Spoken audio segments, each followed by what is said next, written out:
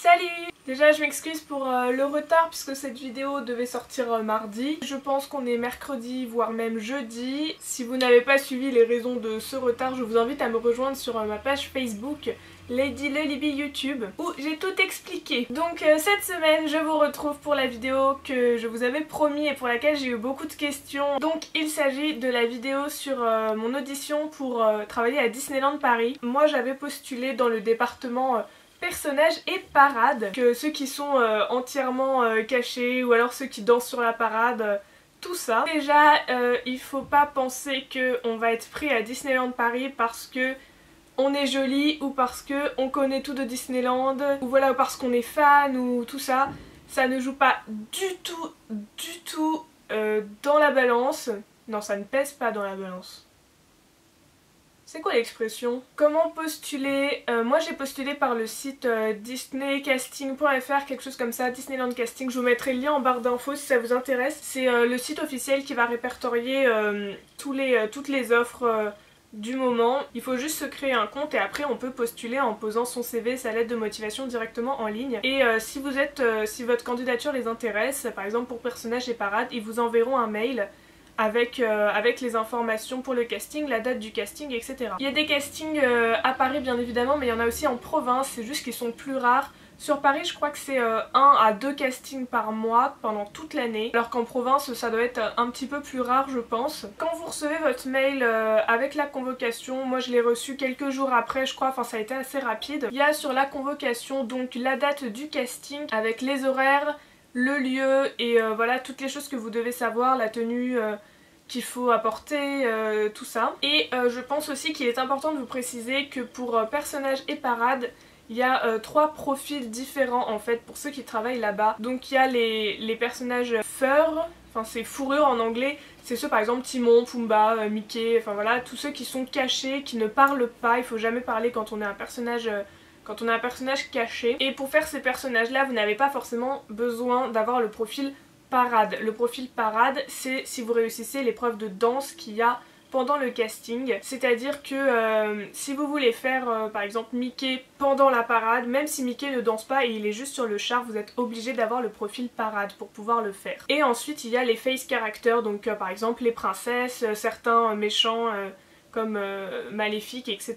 Et pour être ces personnages face character, il faut avoir le profil parade, c'est obligatoire. La tenue qui est demandée, c'est une tenue de sport, une paire de baskets, sachant qu'il précise que la paire de baskets, il faut que ce soit une paire autre que des chaussures de ville, c'est-à-dire qu'il ne faut pas venir avec vos Converse, il ne faut pas venir avec voilà, des chaussures que vous pouvez porter dans la rue. Mais il me semble avoir lu sur des forums que c'est parce qu'ils voulaient pas qu'on salisse le lieu du casting. Donc ils veulent des belles chaussures de sport bien propres, bien neuves, qui servent uniquement pour ça en gros. Ou alors des chaussons de danse, je pense que ça passerait. Moi je vous conseillerais d'y aller donc simple parce qu'ils ont besoin de voir en fait votre morphologie et votre morphologie, vos tailles, etc.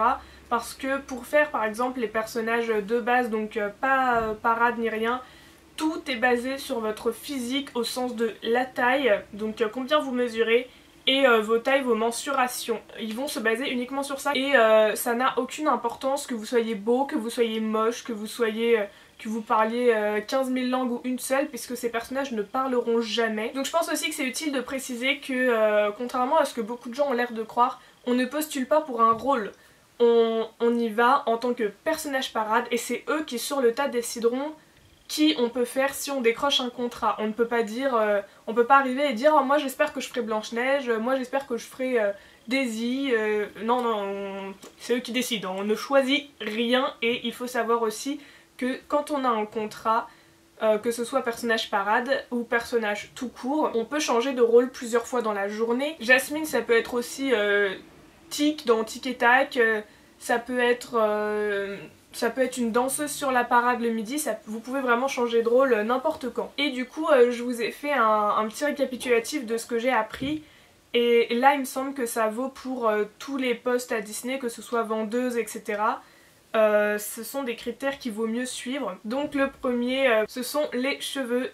Et oui, c'est pour ça que j'ai reteint mes cheveux en brun. Même si vous êtes pris en tant que personnage caché, vous devez vous représenter en fait l'image de Disneyland à l'extérieur. Donc vous devez d'avoir un physique irréprochable.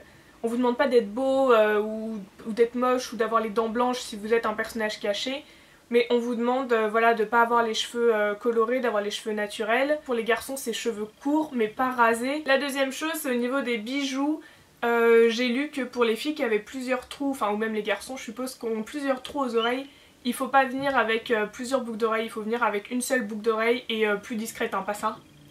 Voilà, avec un petit truc discret quand vous travaillez face au public. Au niveau des tatouages, c'est interdit d'avoir des tatouages.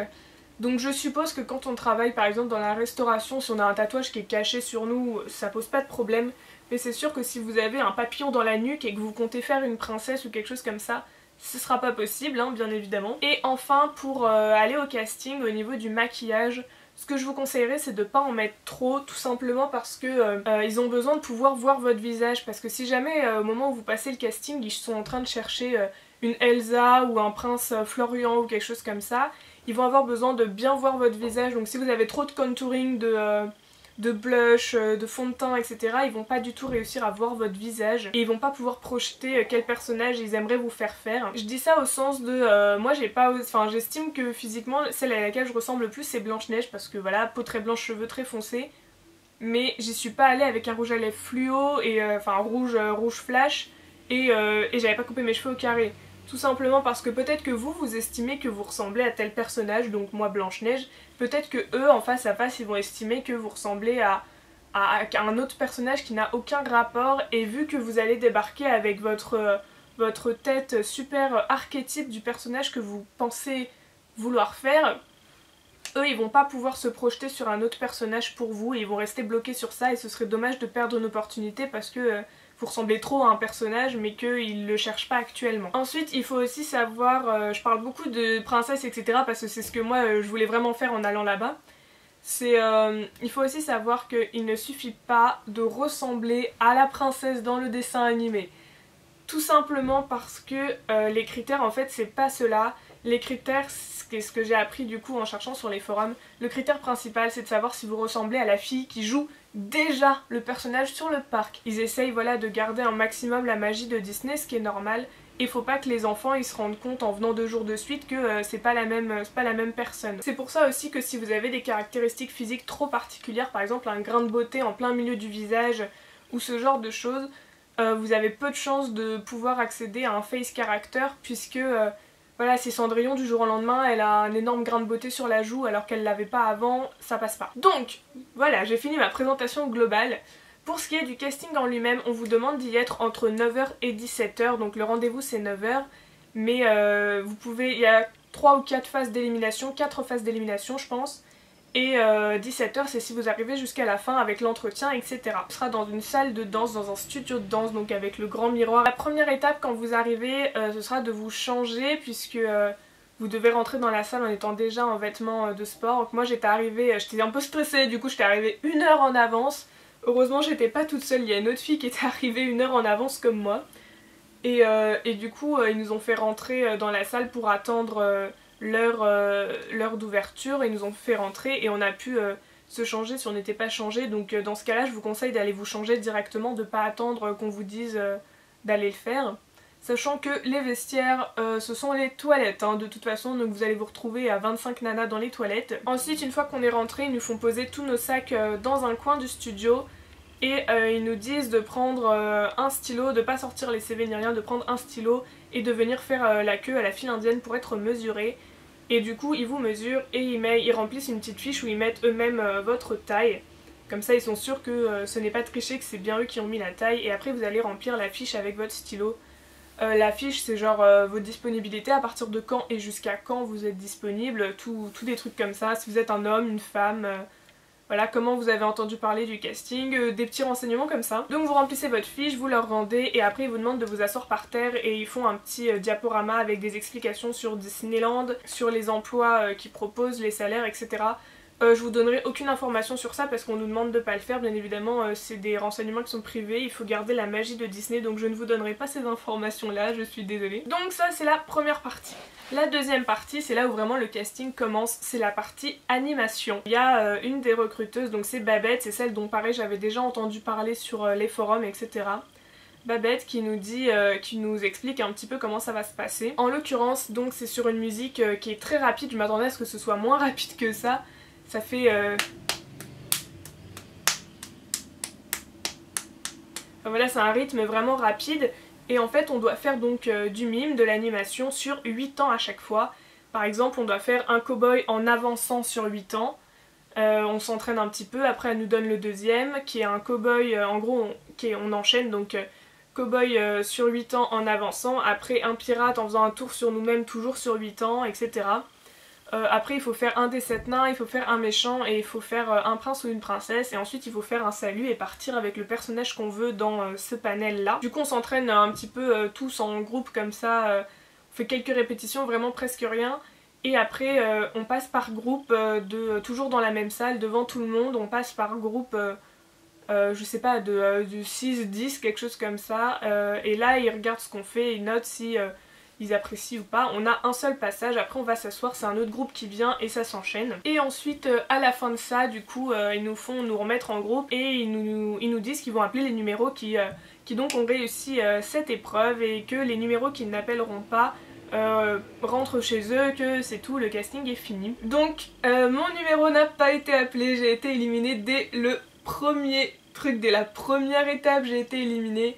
Je vous cache pas que j'étais complètement dégoûtée, je crois que je suis sortie sans même réaliser, tout simplement parce que on ne vous explique pas pourquoi vous n'êtes pas pris puisque vous ne pouvez pas discuter avec eux.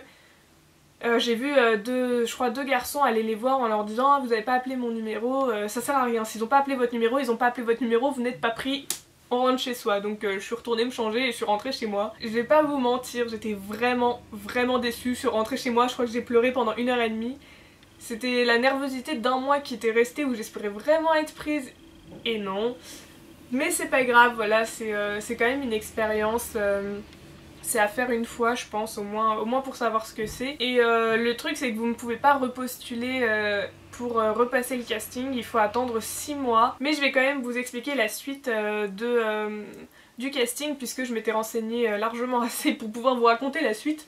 Donc en fait l'étape d'après c'est l'étape de danse, c'est l'étape pendant laquelle ils vont déterminer si vous avez un profil parade ou non.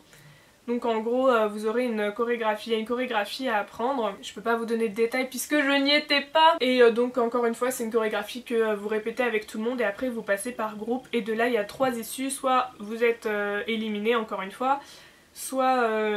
vous êtes retenu mais pas pour le profil parade, soit ils estiment que vous êtes un assez bon danseur pour avoir le profil parade, auquel cas ils vous font continuer une deuxième étape de danse et les autres peuvent aller se reposer, manger ou rentrer chez eux s'ils ont été éliminés. Et encore après l'épreuve de danse, il y a l'entretien, vous pouvez accéder à l'entretien. Du coup suite à l'entretien il y en a encore un petit groupe qui va être éliminé, il y a ceux qui vont signer leur contrat le jour même.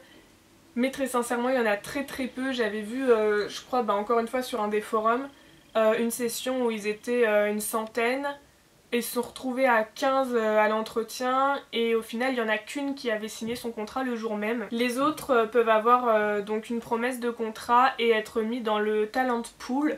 Donc le talent pool c'est le vivier quoi, ça veut dire que votre profil nous intéresse, vous êtes techniquement pris pour travailler avec nous mais on peut vous recontacter entre demain et 6 mois, et 6 mois après si vous n'avez pas été recontacté c'est que vous n'êtes pas pris, on n'a pas trouvé de poste pour vous et on vire votre profil. Sachant encore une fois que c'est comme pour les princesses où il suffit pas de leur ressembler pour être pris, il y a aussi le détail du fait que ça dépend de votre taille et de ce qu'ils cherchent actuellement. C'est à dire que moi 1m60 donc je suis dans la taille tic et tac.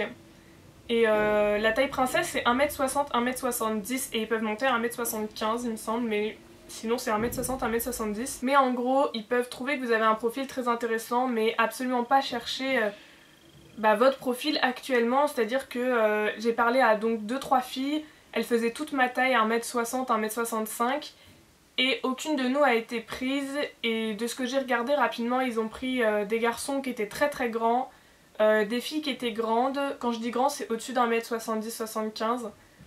Et ils ont pris les filles que j'avais vues qui étaient petites, qui faisaient moins d'1m60.